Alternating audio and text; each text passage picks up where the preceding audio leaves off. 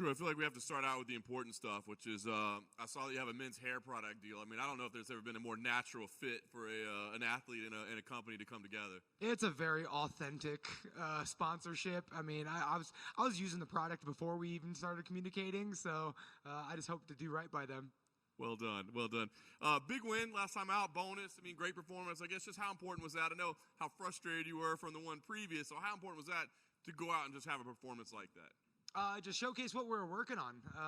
We had to bring back a little bit of the old, and we showcased it against Ricky Glenn, and we're just going to keep that ball moving. This life as an MMA fighter, there's peaks and valleys, and you got to be able to learn from the valleys. And one of which is, we had to bring back a little bit of the old that I was doing, and you just got to stop believing in your own hype and keep moving forward. When you talk about the old, is it more like in game plan and tactics, or more like mentality?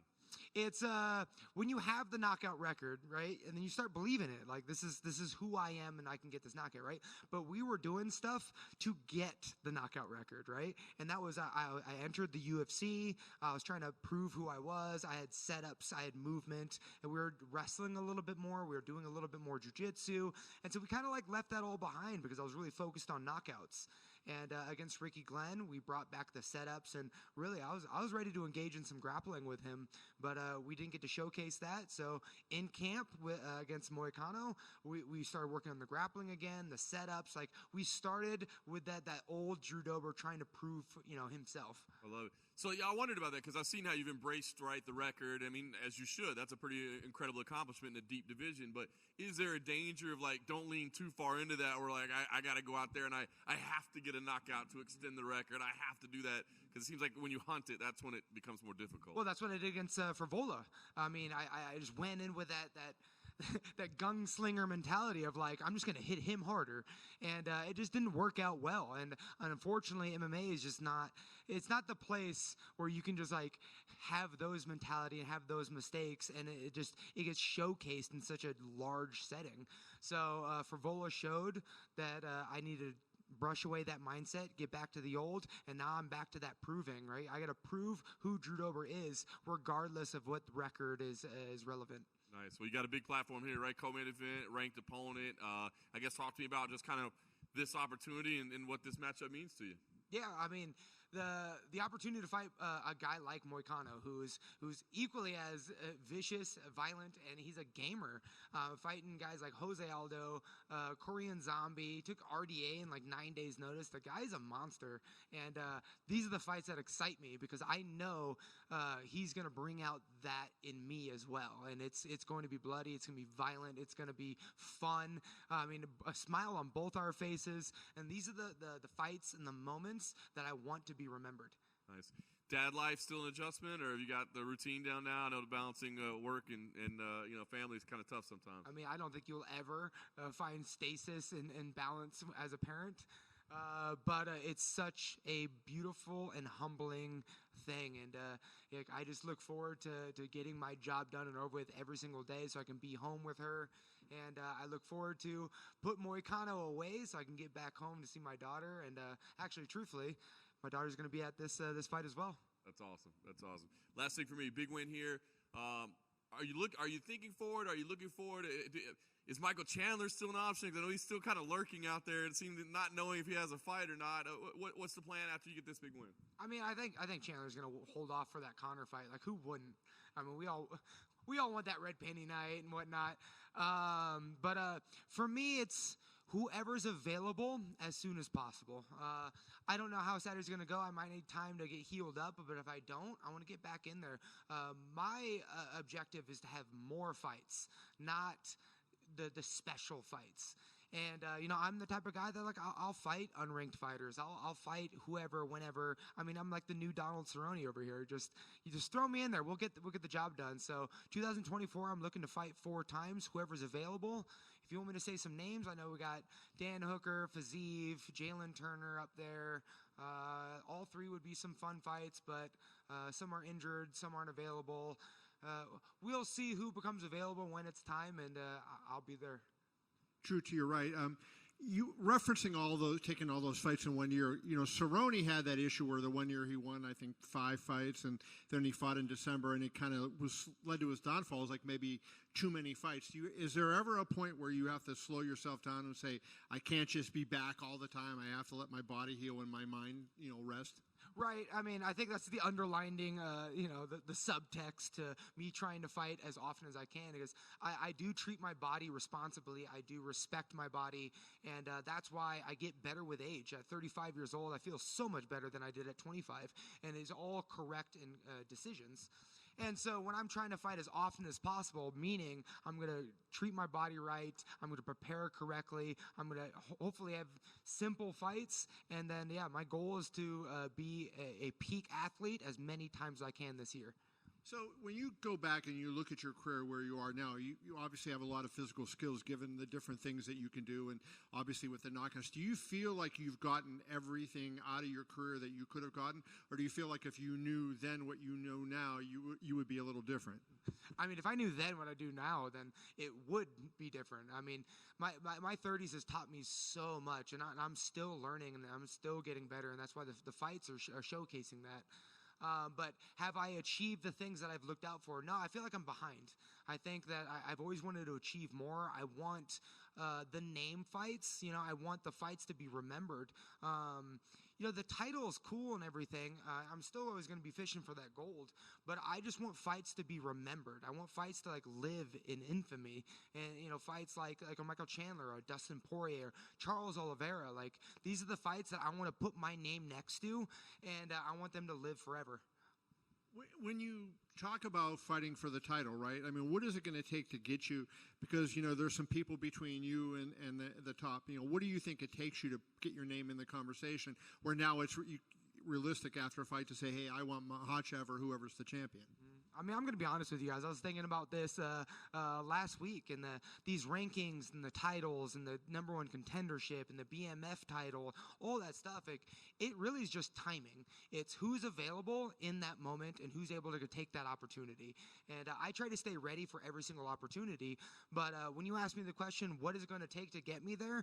I have no idea, because I don't know what the timing, I don't know what 2024 brings, 2025 brings, but I know I will stay ready, and I will take every opportunity I possibly can. And, we run into some losses on occasion, but I'm the one that bounces back, takes another opportunity, showcases, my willingness to engage and fight and have beautiful violence every single time.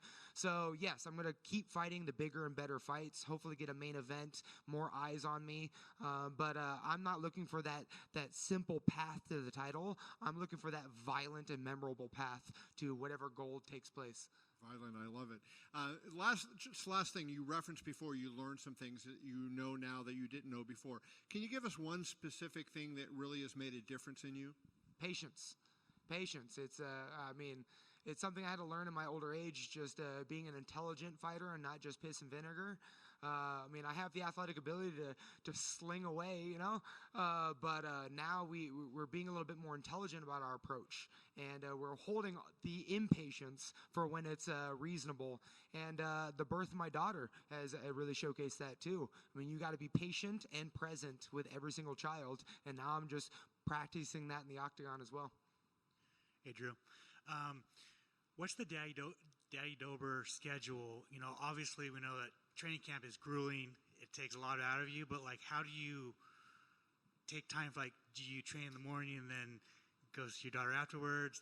Obviously your partner has a lot to do with this, right? So what's your,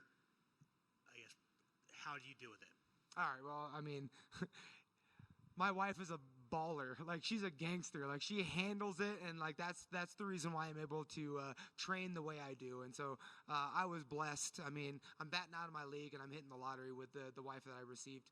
But it's just a lot of micromanagement. We live in the Wild West in this mixed martial arts game, right? We don't have a schedule. We don't have a roster. It's always hit or miss, and you got to figure it out. And we got to do that as a parent. We just got to figure out how to make it work. My schedule is quota-based and not time-based. And so I got to get it in whatever time it needs. And it got easier with a daughter, I think, because She's able to draw my attention back home. I forget about fighting on occasion, and then I become enthusiastic come Monday to get back in the gym. What was training camp like dealing with training for Moicano? Obviously, we know he's going to try and take you down and strangle you. So was camp a lot of grappling, a lot of jiu-jitsu? Again, I love being honest with you guys. Not much has changed. Every single opponent that I've ever fought is going to dive at my legs and try to choke me out. I mean, it's the path of least resistance. Like my record shows, like grappling Drew Dober is the way to go, right? So I'm a brown belt in jiu-jitsu. I work diligently with my jiu-jitsu all the time. I just don't use it offensively enough in the octagon, so people forget that I can. I mean, I used to compete in jiu-jitsu tournaments all the time, and I'm fairly decent at it. So hopefully Moicano brings in that jiu-jitsu, so that way I can showcase to the world that, like, I didn't leave it behind. Like, I still have it, and we still work on it every single day, but punching people is just so much more fun. Is that something that you would like to prove? Like, obviously a lot of your losses have come by submission loss. So, like, do you want to prove, like, I'm getting better at this? It's not anything that I want to come out and prove. I'm just going to prove it based upon what the opponent wants to bring. And I think the mistake that I made against Islam Makhachev was that avoidance of grappling. I didn't want to grapple him. But now we changed that. Like, I can grapple with the best in the world, and I know this. And so if Moicano wants to bring it there, I'm going to showcase it. But that's not the objective. The objective is to have a simple night and put my hands on somebody.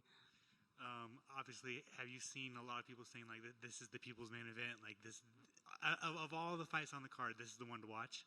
I mean, I love hearing that, and I love bringing it every single time, and I hope you guys feel the same way. Every time I step in that octagon, I want that to be the people's main event. I want to be the featured bout in the prelims, the featured bout on the main card. Like I want to have that exciting fight, and hopefully carry that BMF title someday. And then finally, you say you want 4 fights this year. Would that be a welterweight to you? I know you've teased, going back to welterweight, and I know both obviously getting older, the weight cut probably getting more annoying. Yeah, the weight cut is always annoying. It's actually gotten better. I mean, you got to find ways to eat around having a daughter. But I'm just stuck between weight classes. I think I'm a prime 165er, and there's no 165, so I'm too small for 70, too big for 55. I think it's just an opportunity-based. I already said I'd fight RDA at welterweight, and, so who knows? But as of right now, I mean, I'm the KO king in the lightweight division, and we're going to keep that string going. And, man, when I get tired of lightweights, we can move up to welterweight and have fun with it. But as of now, as sucky as it is, we'll continue making 55.